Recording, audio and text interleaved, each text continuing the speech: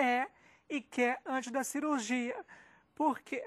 Porque se você realmente não tiver a convicção plena e for diagnosticada como uma transexual, você pode fazer a cirurgia e depois se arrepender. E aí já era, porque é irreversível. Para os transexuais, para as transexuais, é uma necessidade. Você precisa daquilo, você precisa para poder se realizar, para ficar bem, né? Até para começar a viver, né? Sim, porque, por exemplo, uma travesti, o fato de ter o pênis não a incomoda.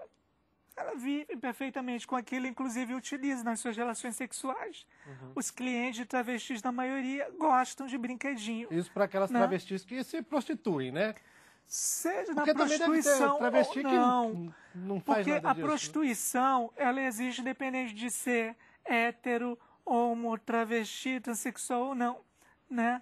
Então, independentemente disso, as travestis não se incomodam em ter o pênis e muitas vezes as parceiras gostam, admiram, brincam com o brinquedinho. Já a transexual, aquilo incomoda, não utiliza, aquilo é uma agressão, elas escondem, elas se reprimem, infelizmente algumas se mutilam porque não aceitam. Então é algo desconfortável, por isso que é um transtorno, por isso que elas buscam a cirurgia. No meu caso, respondendo a sua pergunta inicial, eu não fiz a minha cirurgia pelo SUS. Eu, graças a Deus, pelo meu trabalho também, tive condições de fazer no exterior. Eu fui operada na Tailândia, em Bangkok. Por que especificamente na Tailândia? Porque os cirurgiões de lá, eles têm uma técnica muito mais apurada, muito mais avançada. Eles estão muito especializados nesse assunto. Tem alguma razão específica? Eu acredito que é uma questão cultural, a aceitação mesmo e como eles enxergam os transexuais, né? Então eu procurei porque, primeiro, que eu queria a estética, eu queria uma coisa que beirasse a perfeição. Igual ao original, né? Igual ao original, por que não? Claro. Né? Embora haja vários modelinhos de originais, né? Verdade. Eu queria uma bonitinha ali, bonitinha, perfeitinha. E consegui. Além da estética, eu tinha muita preocupação com o prazer. Que ela fosse funcional, que eu tivesse orgasmos, né? Porque senão eu faria uma cirurgia e viraria uma bonequinha. E você faz a cirurgia não é para agradar o outro, o seu parceiro na sociedade. Você faz a cirurgia para se agradar. Eu tive sucesso e sou feliz nesse campo. Agora, a outra parte da sua pergunta em relação à documentação, eu fiz questão, sim, de mudar meus documentos. Embora seja advogada também, eu não advoguei em causa própria, né? Contratei um Você é advogado. multimídia, né? Advogada, professora. Professora. A servidora né? pública. Servidora. Então, eu contratei um advogado e tive sucesso rapidamente. Né? Claro que você tem que comprovar toda a documentação, laudo médico. E hoje em dia eu estou feliz. Olha, isso que você falou da possibilidade de eu virar uma crossdresser, uma travesti, eu acho que nem se eu tivesse com um vestido que nem o seu, ia prestar, viu, Marcelo? Mas para usar esse vestido você tem que ter uns recheios por dentro, senão não vai ficar bem. Ia ser um desastre, acho que ia ficar horrível, estranha. né? Nós estamos esperando a sua participação, hein? 0800 619 619, ligação gratuita pelo e-mail sem recesso, tudo junto, @câmara.gov.br e pelo Twitter, @sem recesso, tudo junto. Você escrevendo isso numa mensagem que você publicar no seu Twitter, a gente vai receber aqui e vai colocar em discussão a sua mensagem, né? Eu vou voltar a uma questão que o Marcos falou agora há pouco.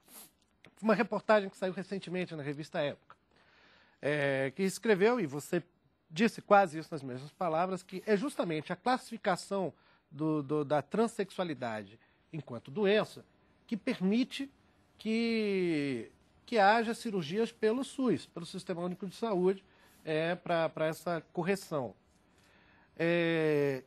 Havendo-se a ideia de que não é uma doença, como ficaria isso a seu ver, Marcos? Pelo que você percebe como sociólogo, de reação da sociedade, de até que a Aline entrou nisso ali no link, e também da mobilização política para isso. Como você enxerga?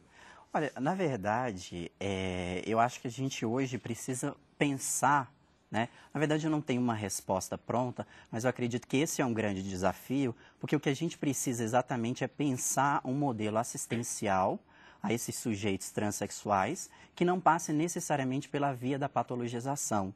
Por quê? Porque pensar a transexualidade ainda como um transtorno de identidade de gênero, isso cria como eu falei no início, além de ser excludente, isso cria uma série de problemas para essa própria pessoa que está em busca dessa cirurgia ou mesmo da mudança de nome. Entende? Certo. Aqui, bom, até tem a informação de que aqui no Brasil, né, você mencionou isso também, por resolução do Conselho Federal de Medicina, os transexuais devem ser analisados por um psiquiatra, um assistente social, um endocrinologista, um cirurgião e um psicólogo antes de receber autorização para mudar de sexo. E tem que passar 2 anos, né, vivendo como uma pessoa do sexo que se pretende assumir, não é isso? Você teve que fazer isso, Marcelo? Teve que passar por esse processo? Sim, você passa por um processo. Agora, esses 2 anos não foram rígidos para mim, porque eu não operei pelo SUS, né? Agora, esse acompanhamento é necessário, porque você, como eu falei anteriormente, precisa ser diagnosticada, né? Então, não é pelo fato de você gostar de se vestir de mulher que, então vou fazer a cirurgia. Porque dentro dessa transexualidade, né, dessas várias faces aí da diversidade sexual, tem homem hétero que gosta de vestir roupinha de mulher para ter satisfação sexual. Tem homossexual que gosta de se vestir de mulher só no momento que tem relações com seu parceiro. Tem a travesti, que faz até o uso de transformação corporal, mas não quer fazer a cirurgia. Então, é uma grande diversidade. Você precisa realmente de um acompanhamento para que você tenha certeza sobre sua real condição, para que você não faça uma coisa que vai ser irreversível. Mas você tinha alguma dúvida? Nenhuma. Sobre a sua vontade? Nenhuma. Sempre me senti mulher, mesmo antes da cirurgia, porque assim eu nasci. Então, eu realmente tinha um transtorno. Para mim, era aquilo, a situação anterior era um transtorno. Eu mesma aqui na Câmara, antes de toda a cirurgia, toda a transformação, eu vinha travestida de menino. Então, com esse rosto que eu tenho hoje, mas não usava maquiagem, prendia o cabelo, botava uma calça masculina, um sapato, uma camisa de homem, e vinha aquela coisa andrógena no meio da Você se sentia extremamente desconfortável, imagino. Extremamente péssimo. Você não sabia se aquilo era uma mulher masculinizada, se era um homem afeminado, que a coisa andrógena era aquela andando pela Câmara. Então, eu me sentia muito mal, né? Por causa dessa situação. Tanto é que, ao sair da Câmara, se estivesse passando uma padaria vestida daquele jeito, eu não passava. Eu tinha que ir em casa, mudar a roupinha, botar um shortinho, uma camisetinha para poder ir. Então, realmente é um distúrbio, é um transtorno que você vive nesta situação. É como se você, suponha que hétero, né, te obrigasse a vir trabalhar vestido de mulher todos os dias. Seria uma agressão para você, o que foi para mim. Então, eu sempre tive certeza da minha situação, mas demorei um pouco mais para fazer a cirurgia, porque fui estudar sobre o assunto e também eu fui procurar me estabilizar, fui procurar estudar, fui procurar me informar, ter uma condição para que eu pudesse, por conta própria, juntar dinheiro também? Juntar dinheiro, porque não foi uma cirurgia barata. Quanto sai mais ou menos uma cirurgia dessa? Olha, no meu caso, ficou por volta de $50 mil. $50 mil? Isso, incluindo. Você fez só a vaginoplastia ou mais cirurgias plásticas? Além da vaginoplastia, eu dei uma turbinada, né? Não sei, já tinha, mas aí, como toda mulher que fica mais, né? Turbinadinha. Então, eu coloquei 325 ml. Certo. Meu médico queria colocar 400, mas eu achei que ia ficar muito over. Escandaloso, né? Nós temos participações pelo Twitter aqui. O William de Luca, não dá para saber de onde ele é. Tá aqui, ele comentou muito gentilmente, o programa Sem Recesso está debatendo sobre transexualidade, já que hoje é o Dia Nacional da Visibilidade Trans. Parabéns pela iniciativa. Obrigado, William. Como havia dito, ele espalha aqui, né, na transexualidade, na TV Câmara, e faz a pergunta, né, como a Marcela vê parte da mídia que ainda dissemina e chama as transexuais femininas de o transexual. Já vou passar para você responder, viu, Marcela? Mas antes vamos dar uma olhadinha lá no centro de Brasília, com a Aline, que tem mais um entrevistado lá com a gente. Oi, Fabrício, eu estou aqui com a Ludmila. Ela aguarda na fila do SUS para fazer a cirurgia de mudança de sexo, mas já conseguiu mudar o nome no registro civil. Como é que tem sido esse acompanhamento pelo SUS?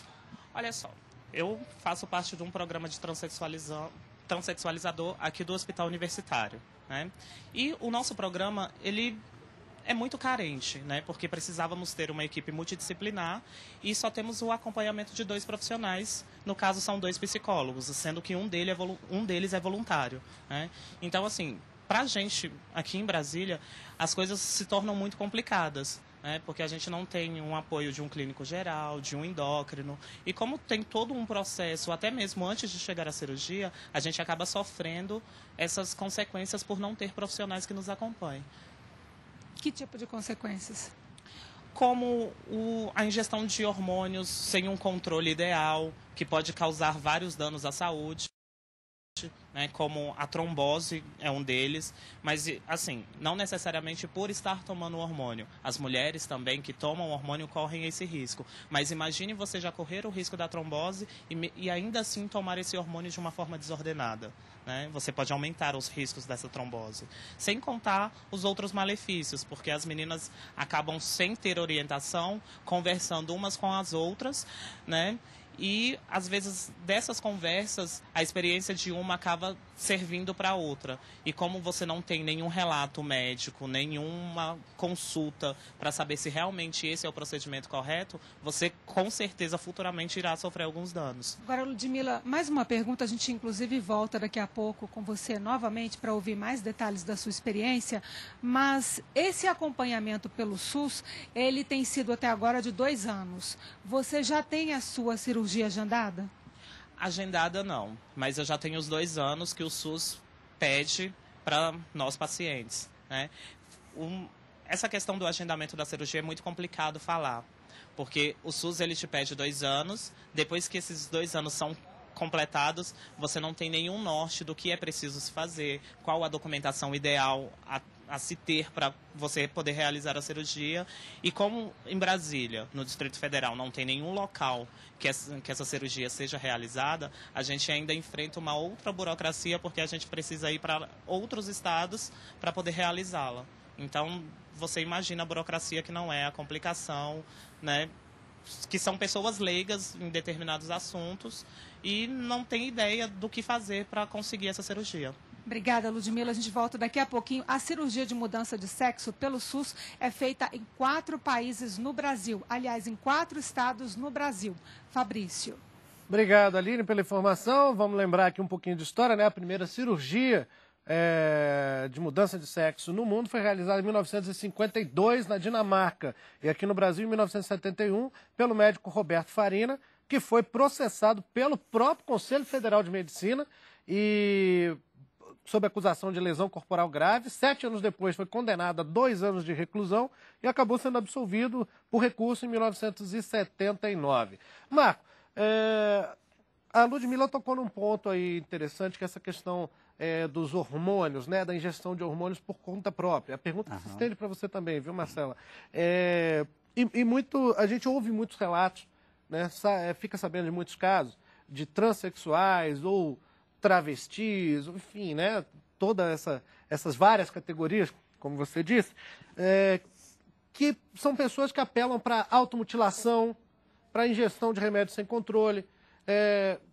Qual o efeito desse fenômeno, assim, sob a ótica de um sociólogo, né, na sociedade, como que isso aparece? Marcelo, também, depois eu vou querer a sua experiência própria nisso também.